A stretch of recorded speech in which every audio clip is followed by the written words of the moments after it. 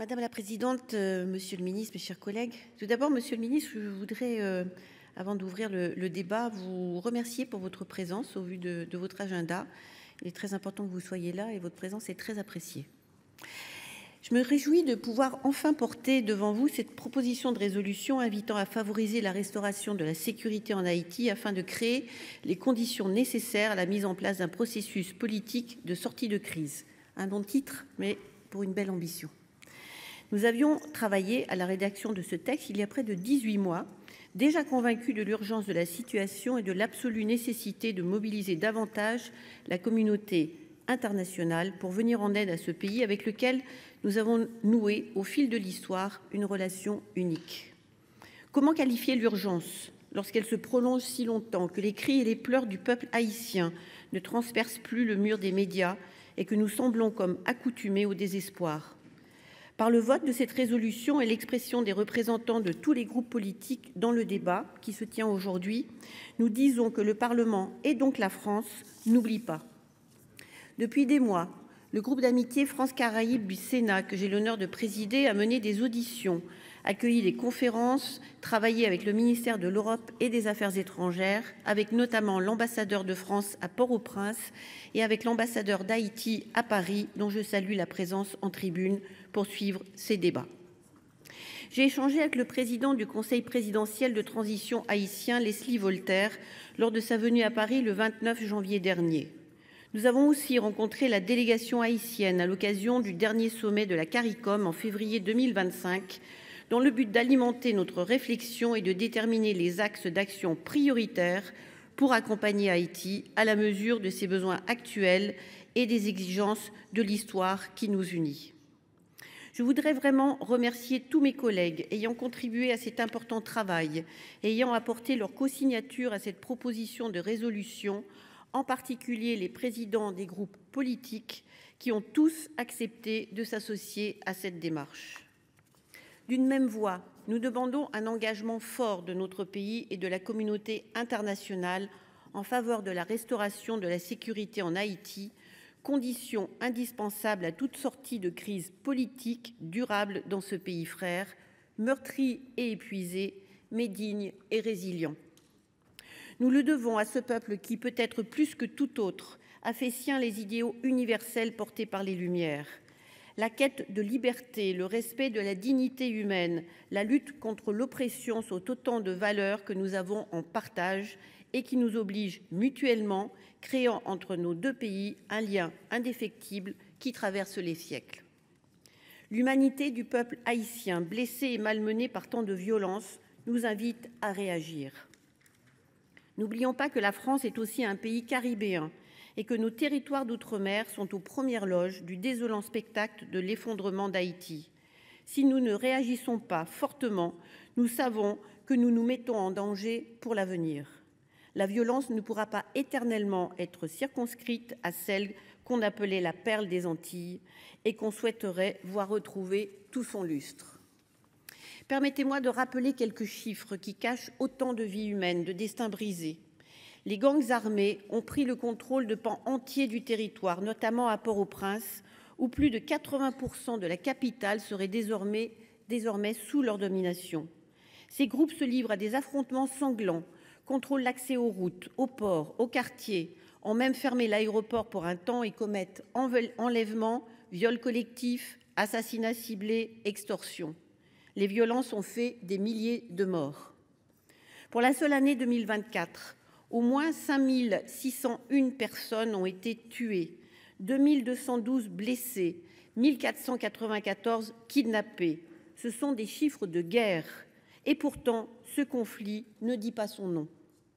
Parce qu'il n'y a pas de limite à l'horreur, les violences sexuelles sont désormais utilisées comme autant d'armes. En recourant au viol collectif, c'est la soumission des communautés qui est recherchée, c'est l'espoir d'une reconstruction qui est anéantie. Dans ce pays qui est aussi victime d'une série noire de catastrophes naturelles, rappelons quand même les 280 000 morts suite au séisme de 2010, les destructions et pertes humaines causées par les ouragans qui s'abattent régulièrement sur l'île, la violence vient aggraver la crise humanitaire. Là aussi, les chiffres donnent le tournis. 1 million de déplacés internes, soit 9% de la population, près de la moitié de la population en insécurité alimentaire, une recrudescence du choléra qui fait des dizaines de victimes, en particulier chez les enfants de moins de 5 ans, 80 000 personnes infectées par le VIH et seulement 28% des établissements d'hospitalisation pleinement opérationnels. Le défi humanitaire est immense et la France participe à une coalition des volontaires, notamment par les 16 millions d'euros versés en aide humanitaire en 2024. Cependant, le désengagement américain rebat les cartes de la solidarité internationale. Cela nous oblige à revoir et accentuer notre effort là où l'urgence est la plus absolue, et Haïti fait partie de ces priorités-là. Monsieur le ministre, pouvez-vous nous garantir que le budget consacré à l'aide humanitaire sera préservé, voire augmenté ? Au cœur de la crise multidimensionnelle que traverse Haïti se trouve l'enjeu de la restauration de la sécurité. Sans avancée décisive dans ce domaine, c'est tout le fonctionnement démocratique, économique et social du pays qui se trouve empêché. Une première étape a été atteinte avec la résolution du 2 octobre 2023 du Conseil de sécurité des Nations unies qui autorise la constitution et le déploiement d'une mission multinationale d'appui à la sécurité. Le Kenya a pris la tête de cette force et 1 an et demi plus tard, 1 millier de policiers étrangers sont présents sur le terrain. 750 Kenyans, 150 militaires guatémaltèques, 75 militaires salvadoriens et 25 policiers de Jamaïque, des Bahamas et du Belize. Mais ce déploiement est trop lent. Les forces policières sont sous-équipées. Elles ne parviennent pas à enrayer les violences malgré le courage exceptionnel de leurs hommes que je tiens à saluer ici. L'un des obstacles majeurs est celui du financement de la mission, qui repose aujourd'hui uniquement sur des contributions volontaires des États. Sur les 110 millions de dollars versés par les États membres depuis la création de la mission, le Canada apparaît comme le premier contributeur, avec 63 millions de dollars, suivi par les États-Unis, 15 millions de dollars. La part de la France a représenté 8 millions d'euros en 2024. À cela s'ajoutent les autres aides versées directement par les États sans passer par le fonds onusien. Ainsi, les États-Unis de l'administration de Joe Biden avaient engagé plus de 300 millions de dollars en fonds et en équipement directement à la mission multinationale, dont des dizaines de véhicules blindés.